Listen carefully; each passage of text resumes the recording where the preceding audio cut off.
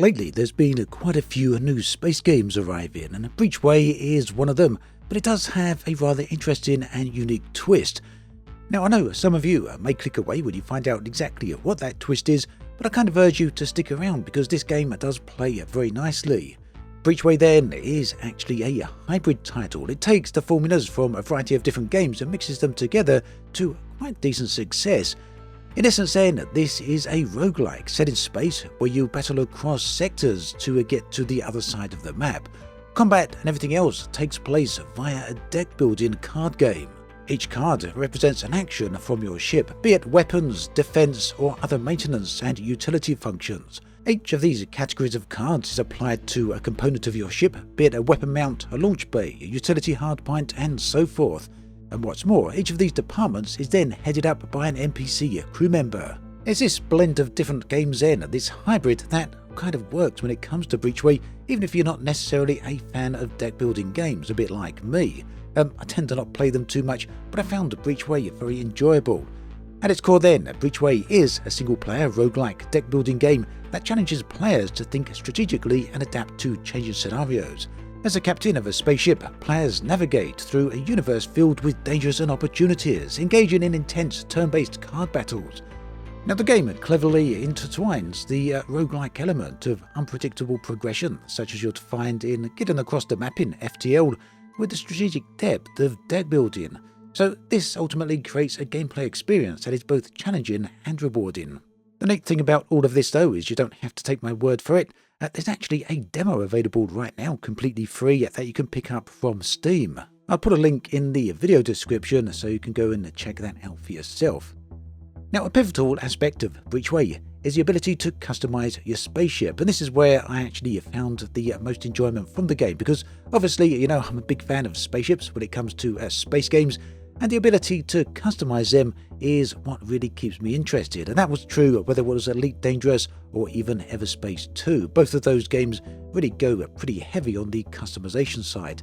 And Breachway is no different, at least in the terms of the concept of customizing your ship.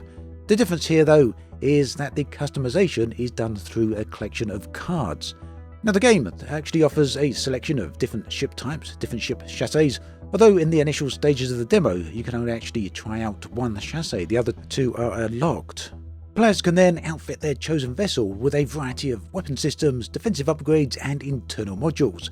And this level of customization extends to the game's deck building mechanics, as each piece of equipment on board your ship brings its own set of cards into your deck. The bottom line is that you start out with a small selection of cards, and as you make progress through the game across the star systems and various sectors, defeat multiple enemies, you eventually earn more cards, and this increases your ship building capabilities as well as the size of your deck. And yeah, I did say deck there. Now, it's not all about combat. Throughout various sectors, you may come across space stations and other friendly ship encounters, and here you'll have a variety of different options to engage with. Maybe a ship is in trouble and you can go and try and rescue them. Alternatively, you come across a station and here you can enter the hangar and purchase new modules for your ship.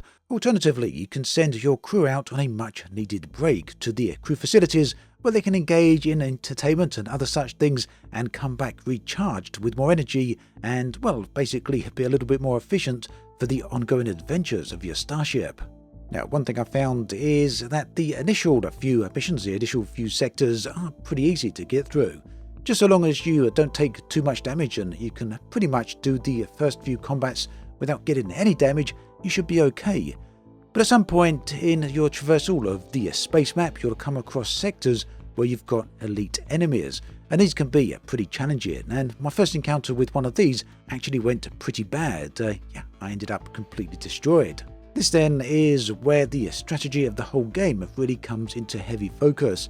You need to use the right modules and the right weapons at the right time and keep other things in reserve so that they'll be more effective later on. And that means with a sound strategy, you can beat enemies that are significantly more powerful than you. But specifically, how does combat work? Well, combat is turn-based. As a player, you can issue your cards and activate them. Each card has a different number of points, a cost factor.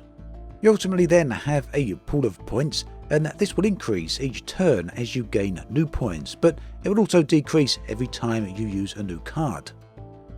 Ultimately then, as said, this really means you need to carefully think ahead and plan out your various actions. Now, the universe of Breachway is inhabited by various factions, each with its own interests and agendas. Players' interactions with these factions significantly influence the narrative of the gameplay.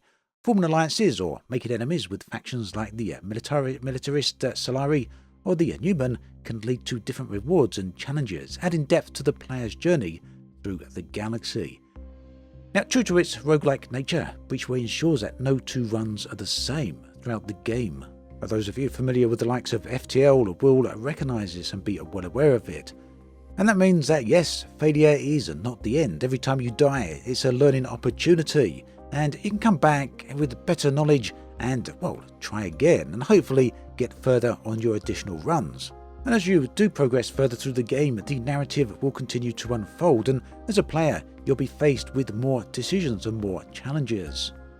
Ultimately then, this is an early peek into what the game is going to be, although I'd say, well, we're getting very close to it. The game is coming out on the 22nd of March, but the demo is available right now, like I said, over on Steam, so if you've got even the slightest interest in this, why not give it a look? And meanwhile, there's another video on the screen you can check out right here. I'll catch you next time.